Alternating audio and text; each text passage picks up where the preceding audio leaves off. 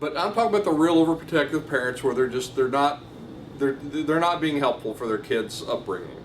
And with an invention, with a startup, even with a small business, you can become very overprotective, and it can be damaging to the success of your product, your startup, or your business.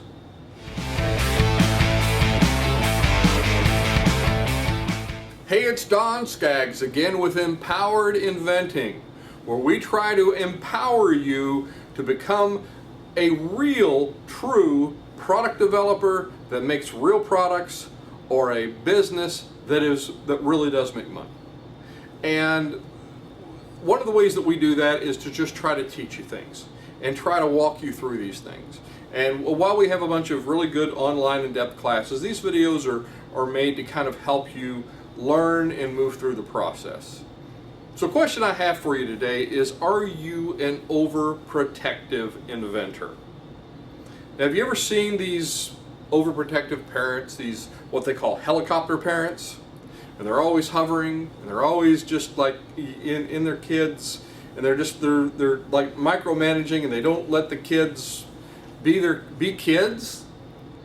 If you've seen these and you just kind of want to cringe, one thing I want you to keep in mind is that as an inventor or an entrepreneur, as the owner of a small business or a startup, or an inventor trying to develop your product, you can become a helicopter inventor or a helicopter entrepreneur. And I don't mean that you're actually making and selling or inventing helicopters.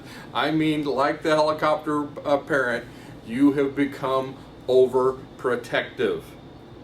And you may be that way and not even know it. Do you think a lot of overprotective parents really sometimes realize that they're overprotective? A lot of times they don't. Oh, no, I'm doing the right thing for my child. And child rearing aside, and I'm just using this, of course, as an illustration, as I do with a lot of things. And so you may have opinions one way or the other. But I'm talking about the real overprotective parents where they're not being helpful for their kids' upbringing. And with an invention, with a startup, even with a small business, you can become very overprotective, and it can be damaging to the success of your product, your startup, or your business. And there's certain signs you want to look for this. And one is that you don't listen to good, constructive outside criticism. Somebody says, well, you're doing this and it's not really working out too well. Have you tried doing this other thing over here? And you don't want to hear it. You want to have those blinders on. No, I'm doing it right. I know I'm doing it right. And you don't listen to people from the outside. People are important. It's a big thing we teach around here. And you have to, if you're kind of closing yourself off and you're putting yourself in that little bubble universe that we talked about, and you're not getting anything from the outside, you might be overprotective. Another thing is, are you letting your invention, your product, your startup, your business, are you letting it run free? And by that I mean, would you be willing to let it go if it wasn't working at all? Or would you be willing to change it significantly if something wasn't working? If something's not selling, if something's not working right, that's a sign that you need to change something. And so if you're not changing to what the customer or the market wants, and the customers and the markets change all the time, so you always have to have your ear to the ground about what's changing.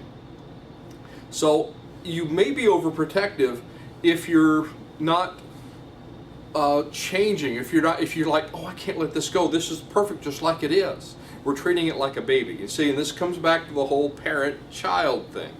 And we've taught this before, if you treat your invention, if you treat your startup like it's a baby, it's going to behave like a baby. And babies cost money. But the day that you start treating it like a product or a business, those are the days that it begins to behave like a product or business and gives you the potential to make money instead of costing you money. And part of it, treating it like a product and not like a child, is being able to let it run free. By run free, I mean, okay, maybe we just need to just get rid of this part of it, the business altogether, because it is just not, it's just sinking us into the ground. or this product, or this whole feature set, we just need to jettison that whole thing because it is not making us $1 and it's costing us all kinds of money. So you have to let it run free. Another sign is, do you want to micromanage everything? Especially when you're working with other people. And again, it's important that you have the right mindset and the right strategy when you're working and buying goods and services. You don't want to buy from someone who's not providing you a good product or service, but you want to be able to communicate very, very well with that person. And again, we teach you how to do that in a lot of different ways. But if you're wanting to micromanage all that and just and I don't mean manage by abdication, as that's the other bad thing you can do on the other end of the scale, is just saying, here it is, let it go, make me rich.